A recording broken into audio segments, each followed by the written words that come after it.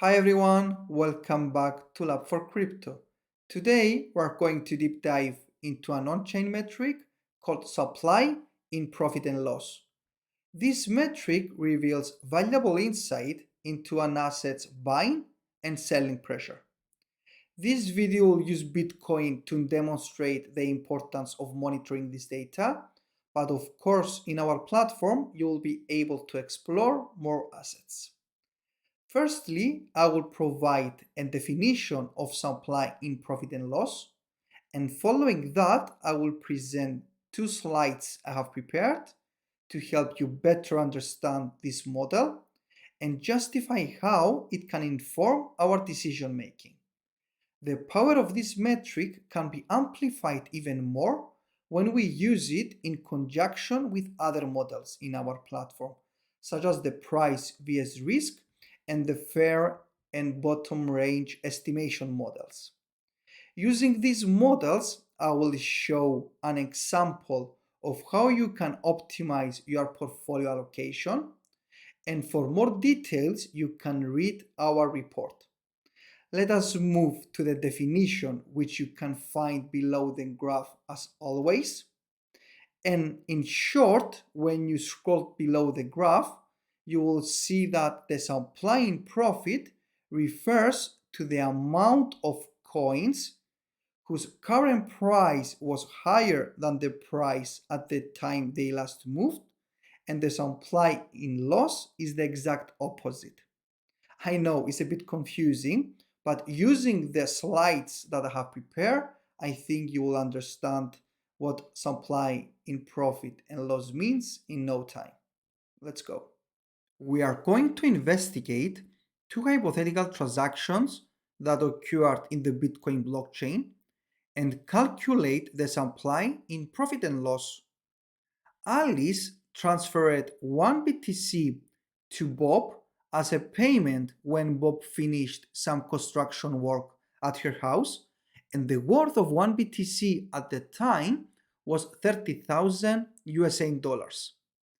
Furthermore, Theo, a couple of days later, paid Kate 1 BTC for her interior design services, and the BTC value in USA dollars on that day was 32,000.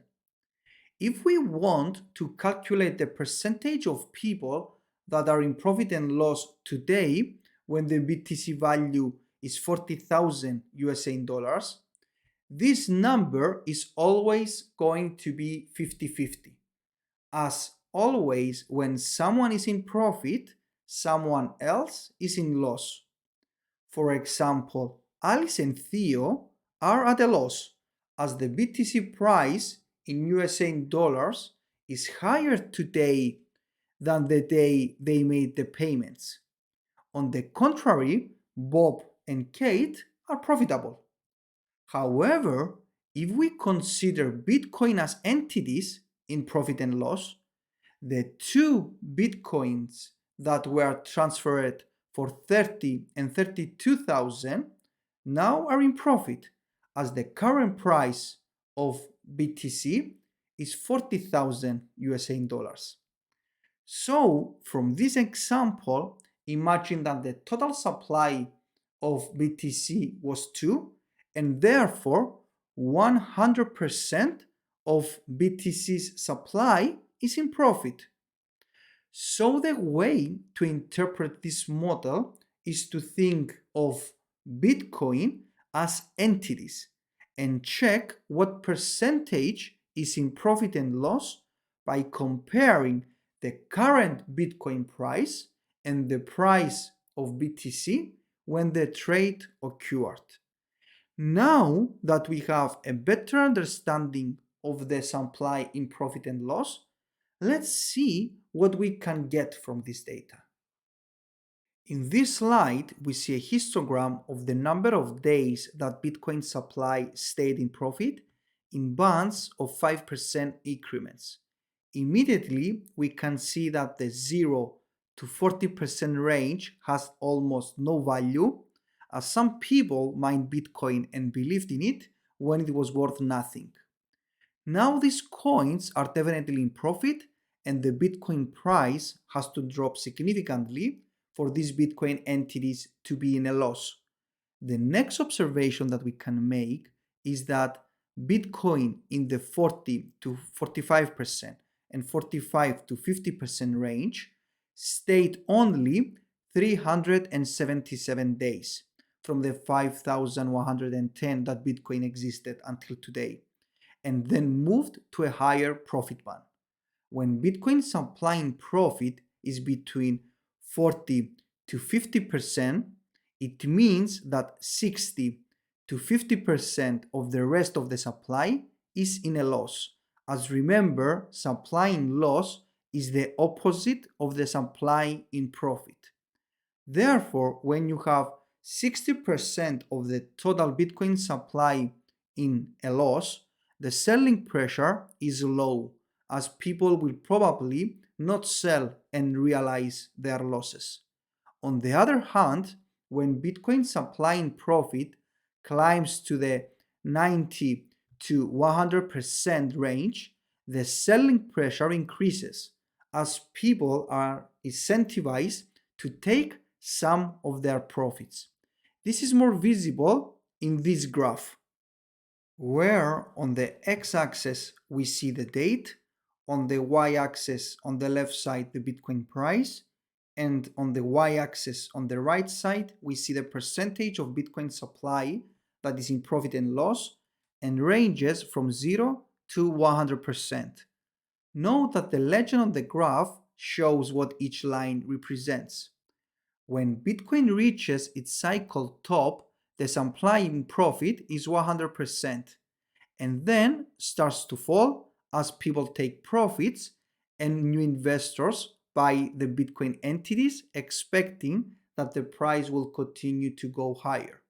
In our platform, you will be able to monitor this data daily, and I will show you an example of how you can use it to identify the best buying opportunities in Bitcoin and how you can use it in conjunction with two other models in our platform to aid your decision making. Of course, note that what I'm going to show is not a financial advice. It is what I usually do to identify these opportunities. Let us have a look at the latest Bitcoin cycle and try to make an educated decision on our portfolio allocation. Bitcoin supply in profit on the 21st of November 2021 reached a value of 45.5%, which was the lowest, and it stayed in this region for all of December and the beginning of January 2023. Based on the knowledge we got from the histogram, Bitcoin only stays in these low profit bands for a limited amount of time and is probably signaling that the Bitcoin bottom is approaching. We can check our dedicated bottom range model to test if our hypothesis is correct and see if the two models agree. Going to the bottom range estimation model that uses regression analysis to identify Bitcoin bottom range, we can see that the Bitcoin price bounced multiple times on the red line, which is our prediction. And for more details on this model, you can check the video explanation below the graph. Having two independent models agree that Bitcoin bottom is probably in and therefore is a good time to accumulate is a very good news. And you know what is even better? When you have a third model signaling the same. Moving to our price vs risk model, in the same period of November to December 2022, we can see that Bitcoin risk level has reached a value of 14.9%, which historically signaled an amazing opportunity for accumulation. As noted before, for more in-depth understanding of the price vs risk model, you can check the video explanation below the graph.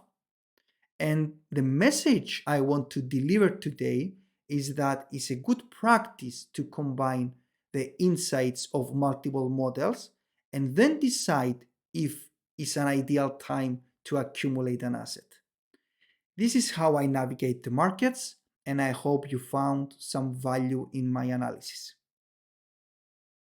If you like the content, hit the subscribe button and ring the notification bell, as it helps the algorithm show our content to more people and aid them in making informed decisions like you now. Until next time, bye bye.